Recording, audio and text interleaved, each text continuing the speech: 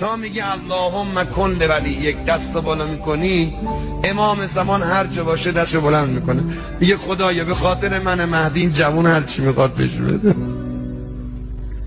خدایا ببینی به یاد منه، منم به یاد اوام. خدایا امروز روز خوشی باشه براش، امروز کمکش کن گناه نکنه. صبح که بیدار میشه نمازشو با اللهم کن لولیک.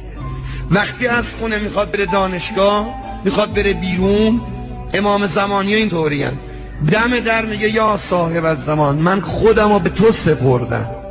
آقا خودت میدونی خیابونا چه خبره، آقا خودت میدونی تو این پیاده روها چه خبره، آقا میدونی زنها امروز تو جامعه دارن چه میکنن، آقا میدونی توی دانشگاه ها چه خبره، آقا خودت میدونی هر کی بخواد ایمانش رو حفظ کنه خیلی سخته. آقا من نمیخوام گناه کنم، تو کمکم